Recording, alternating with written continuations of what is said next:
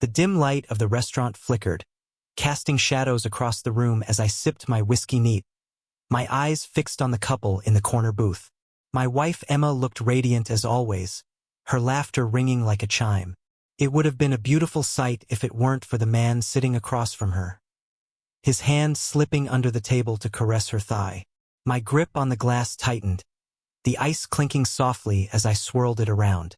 I felt a knot of anger and heartbreak tighten in my chest, but I remained calm. I had suspected something for weeks. The late-night work meetings, the sudden guardedness with her phone, and the faint scent of cologne that wasn't mine lingering on her clothes. Now I had confirmation, and now I had a plan. For the past few months, I'd been meticulously preparing for this moment. It wasn't enough to confront her or throw accusations into the void. Emma had betrayed me, and her lover, a man whose name I now knew as Martin, had disrespected the sanctity of my marriage. They both deserved consequences, not vengeance born out of fury, but justice crafted with patience and precision. I'd hired a private investigator to gather evidence, photographs, text messages, dates, locations. I had it all in a neatly organized file. It wasn't for legal proceedings. No, this was personal. I wasn't looking to ruin her life, just to ensure she felt the weight of her choices. The next morning, I set my plan into motion. Step 1: Exposure. I started with Martin. A quick search on social media had revealed he was married to a woman named Claire. She seemed sweet, her posts filled with pictures of their 2 children and happy family outings. It wasn't right to keep her in the dark. I arranged an anonymous meeting at a coffee shop, bringing the file with me. Claire arrived, her face full of apprehension. I hated being the bearer of bad news, but she deserved the truth. When I slid the file across the table, her hands trembled as she opened it. Tears welled up in her eyes as she scanned the photos and read the messages. I offered her a tissue, and she accepted silently. After a few moments, she spoke, her voice shaky but determined. "Thank you for telling me," she said. "I need some time to process this, but I appreciate your honesty." We exchanged numbers and agreed to keep in touch. Claire had her own plans for Martin, and together we ensured his world wouldn't remain unscathed. Step 2: Confrontation. That evening, I prepared a romantic dinner at home. Emma walked in, her face lighting up when she saw the effort I'd put into the table setting.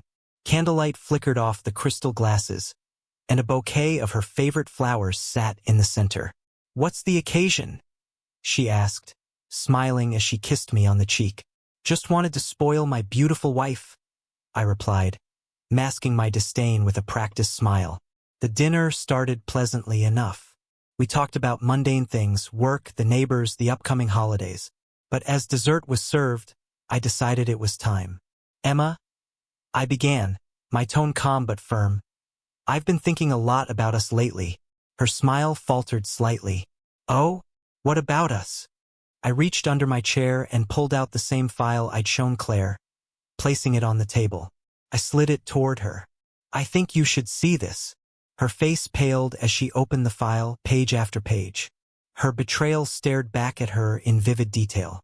Her hands began to shake, and she looked up at me, tears brimming in her eyes. I can explain," she stammered. "There's no need," I said, my voice steady. "I know everything.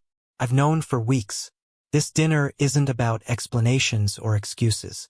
It's about consequences." She looked at me, panic etched across her face. "Please, let me make this right. It was a mistake. A horrible mistake." "Mistakes are accidental," I replied. "This was deliberate, repeated, and I can't forgive that." Step 3: Resolution. I'd already spoken to a divorce lawyer and had the papers ready. I slid them across the table. "Next, sign these," I said. "I'm not asking for anything other than my dignity. You can keep the house, the car, whatever. I just want to move on." Her tears fell freely now, but I remained resolute. She'd made her choice, and now I was making mine. As she signed the papers, I felt a strange sense of relief. The weight of her betrayal had been lifted, and I could finally breathe again. But there was still one last piece to the puzzle. Step 4: Accountability. Claire and I had decided to confront Martin together. We arranged to meet him at his office, ensuring he couldn't avoid the encounter. When he saw us both walk in, his face turned a shade of crimson that was almost comical. "What is this?" he demanded, his voice shaky. "This is your reckoning," Claire said, her voice steady and full of conviction. "We know everything, and you're going to face the consequences." I handed him a copy of the file, watching as his bravado crumbled with each passing second. He stammered apologies, excuses, anything to salvage the situation, but we weren't interested in his words. Claire had already begun divorce proceedings, and Martin's career, built on a facade of integrity, was about to take a serious hit. Walking away from that confrontation, I felt a sense of closure. Emma and Martin had made their choices, and now they were paying the price. It wasn't about revenge. It was about reclaiming my life and ensuring I could move forward without the shadow of their betrayal looming over me. In the months that followed, I focused on rebuilding. I threw myself into work, reconnected with old friends, and even started dating again. The scars of betrayal didn't fade overnight, but they became a part of my story, a reminder of my resilience and strength.